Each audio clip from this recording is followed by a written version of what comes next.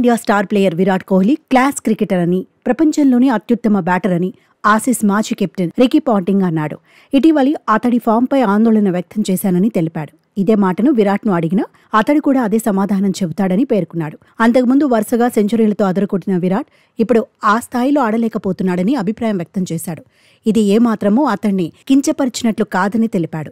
గతంలో ఆస్ట్రేలియాలో అతడు చాలా అద్భుతంగా ఆడాడని, తప్పకుండా మరోసారి చెలరేగేందుకు అవకాశం ఉందని పాంటింగ్ అన్నాడు. సాధారణంగా గంభీర్ వ్యాఖ్యలకు నేను ఆశ్చర్యపోయేవాడిని కాదని, కానీ ప్రధాన కోచ్గా ఉంటూ అతడు స్పందించిన విధానమే నన్ను సర్ప్రైజ్ చేసిందని పాంటింగ్ వ్యాఖ్యానించాడు. అయితే ఇటీవలి కోహ్లీ ఫామ్పై ఆసీస్ మాజీ కెప్టెన్ రికీ పాంటింగ్ చేసిన విమర్శలపై భారత ప్రధాన కోచ్ గౌతమ్ గంభీర్ కౌంటర్ ఇచ్చాడు. ఈ క్రమంలోనే గంభీర్ వ్యాఖ్యలపై స్పందించిన పాంటింగ్ తానేమీ కోహ్లీని అపహాస్యం చేసేందుకు విమర్శలు చేయలేదని స్పష్టం చేశాడు.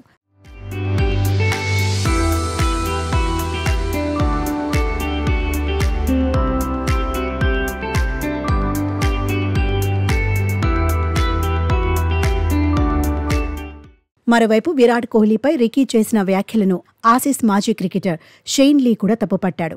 భారీ సిరీస్ నేపథ్యంలో టీమిండియా స్టార్ ప్లేయర్పై ఇలాంటి వ్యాఖ్యలు చేయడం సమంజసం కాదని అన్నాడు. రికీ పాంటింగ్ చేసిన వ్యాఖ్యలు ఇప్పుడు సరైనవి కావని, ప్రపంచంలోని అత్యుత్తమ బ్యాటర్లలో ఒకరైన కోహ్లీని రెచ్చగొట్టేలా మాట్లాడటం మంచిది కాదని తెలిపాడు. ఒక్కసారి అతడు కుదురుకున్నాడంటే ఆసీస్కు మరోసారి చుక్కలు చూపిస్తాడని షేన్లీ అన్నాడు. బోర్డర్ గవాస్కర్ ట్రోఫీ రసవత్తరంగా ఉంటుందని భావిస్తున్నానని తెలిపాడు.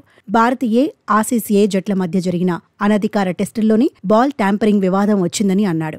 ఇప్పుడు కోహ్లీని ఉద్దేశించి పాంటింగ్ వ్యాఖ్యలు హాట్ టాపిక్గా మారాయని షేన్లీ తెలిపాడు.